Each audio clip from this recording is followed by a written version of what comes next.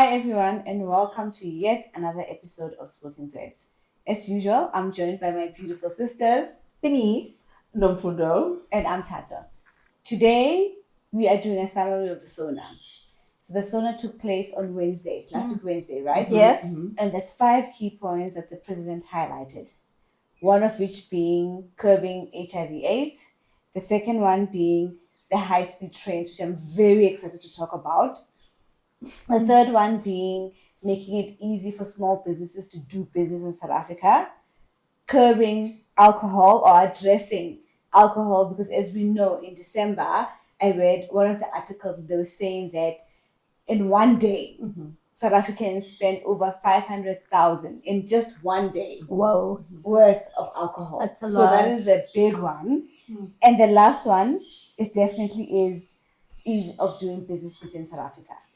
So let's take the top 3 and talk about it. The first one being high-speed trains. I knew you were going to say that. she did say she was excited about it. I'm very excited about it, right? So I think the 3 of us have traveled within either Asia and Europe, and we know that one can move from one country to the other within 2 hours. Yeah, Like that. very efficient. And the president mentioned that it does not make sense for us or any motorist to take 5-6 hours from Johannesburg to Durban, as an example. Hence the speed train. If it takes us 2 hours, I'm sure those routes would be much more travel than it is at the moment. Because at the moment, people from KZN or the ones from Joburg wanting to travel down to KZN usually wait for your peak seasons, like the Easter season coming up in about 2 months' time, and your December periods, right? Or even school holidays. So if we do eventually as a country introduce high-speed trains, it makes it easier for commuters to travel up and down within provinces, right? What's your take? So, there we go. Okay. So I think the first thing that comes to mind for me is obviously job creation, right? Yes. Because that's something that connects and is like pivotal for South Africa. So that's the one thing. The second thing is we have been seeing an increase in motor vehicle accidents. Yes. And I think they're really struggling to get a handle on that. So I think, like you said, people normally tend to go during peak times during the year and do this. Like vacation time is normally over December, normally over school holidays, normally over Easter and everywhere else. So that will also assist in that because you're not driving. You don't have to operate a vehicle, be alert in the roads, and it will also cut down on that. So those are the 2 things that come to mind for me when I think high-speed trains. As excited as you are about them, I also think about other elements, but we'll talk about that at a different minute. Happy with it. We'll leave it at that. Nomfundo. Okay, I have. Oh gosh, guys. This is not the first time I've spoken about high-speed trains. True. This has been a conversation before 2010. Okay? And I don't want to get people's names wrong, so I won't say people's names. Yeah. Please don't. But I'll say their titles. No, I'm not. We're going to put it in the... Okay. Yeah, right here. So, I wanted my kids to have the experience of a long-distance train for December. I was really excited about it. Yeah, I remember that. You remember that? And I went to our wonderful train station to book tickets because online because online you couldn't book it. The system just wasn't working. Went there and they said there's no trains to other parts of the country. It's only We don't have any trains that are going to other cities in out of province. I'm like, with all the accidents, with all the people going home over a Christmas period, there's absolutely no trains going to Eastern Cape, Cape Town, Limpopo, Northwest. What's going on? I sent an email letter to the Minister of Transport, to the Deputy Minister of Transport, to the management of long distance train, and nothing was done about it. So for me, can we fix what we have right now? Make it good? And then we can say, and those fast trains that we high speed trains,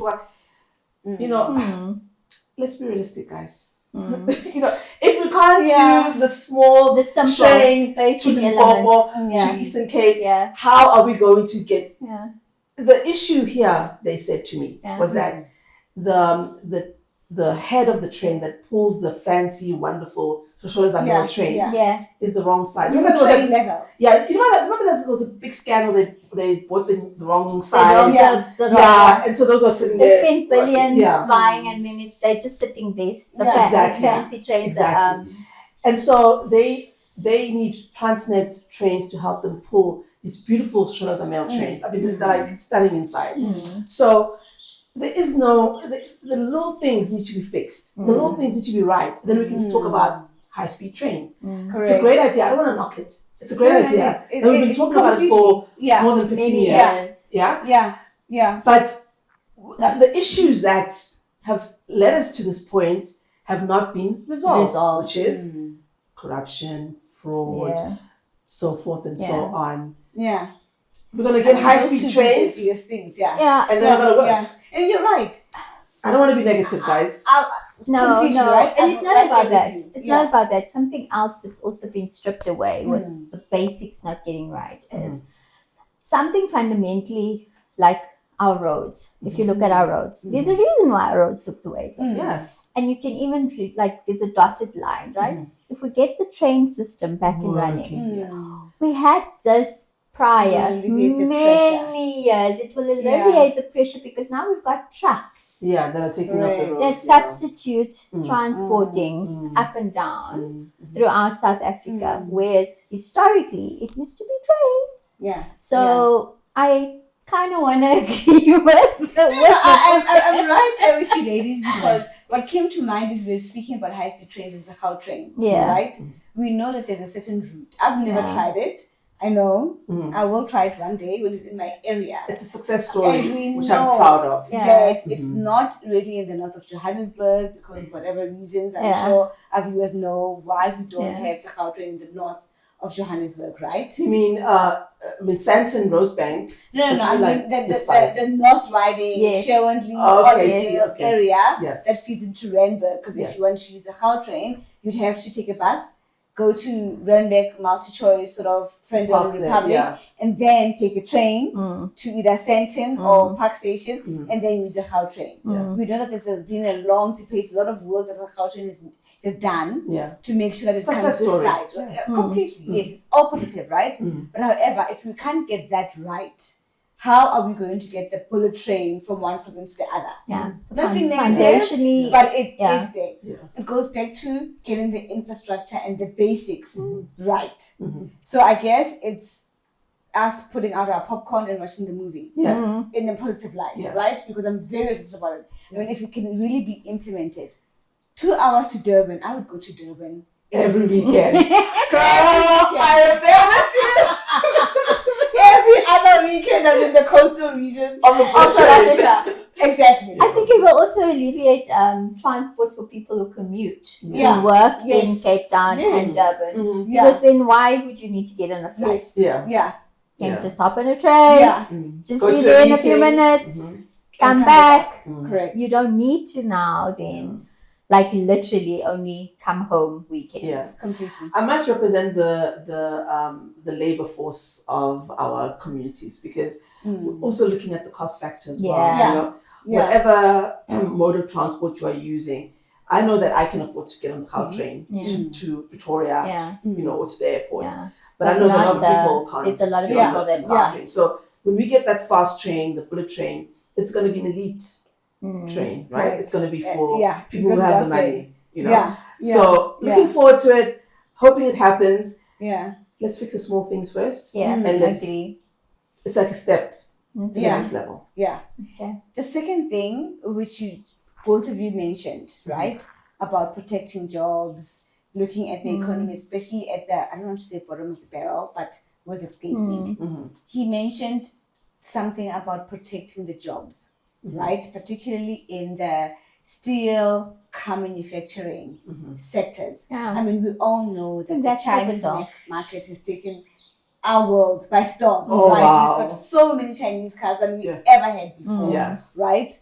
I mean, if you look at Nissan's plant in Pretoria, Roseland, is closed down. Yeah. And I think Cherry is taking over. Yeah. Wow. If you look at other Yes. bigger German cars like your VWs and your Audis, threats of moving, threats of moving out of the country, of course, because of the Chinese market. Those jobs need to be protected. Yes. Because a lot of our people work in those sectors, Correct. work in those assembly points. Correct. And if they are not there, what happens to our economy? It collapses, whether we like it or not. Well, And the steel as well. yeah. Exactly. Yeah. Steel. Yeah. Well, I think if I'm all for like open market. If those people can bring their plants as well and create more jobs. So Cherries. if Cherries or JCO, MW, whatever they call it, GWM. If they can bring factories as well to have factories, assembly lines in the country, I think that'll be great, because then you've got your VW and you've got your Cherry as well, bringing jobs, and that's wonderful. Yeah. If that can happen, I'm all for it. But I think if we start closing the borders, saying certain car manufacturers can't come here, I think we're limiting ourselves and really gonna affect the job market. We're cutting off our noses to spite our faces by doing that. Yeah. I think I don't know the brand name. It's the JCO, there's JCO, and there's Omoda. No. It's the JAIC. They've already started with factory. Like there's a massive plant in the Eastern Cape. Eastern Cape. Oh, okay. Yeah, and Port Elizabeth, I think that's where the VW plant is. Correct. Yeah. So VW obviously you plant can is there. see competition between the two. Yeah. And if you look at the buyer's market when it comes to cars, a lot of people are gravitating towards your Chinese brands. Yeah. Right? Nothing wrong with that. Oh, I'm loving Great the warranties, 7 years and all those Have you things. seen those things inside? Wow. Listen, Like, the technology The technology is insane. amazing. It's the right? check. It's also looking at the entry price. Correct. Yes. More for less. Yeah, more for less. Yeah. Absolutely. Which appeals to Yeah. our type of market. Yeah. Correct. We're not here to talk about the used car sales because it'll let it happen later. Because remember, they just hit the market 2 or 3 years ago, Yeah. and the warranties come at 7 years. Yeah. So we'll only see the used car sales much later on.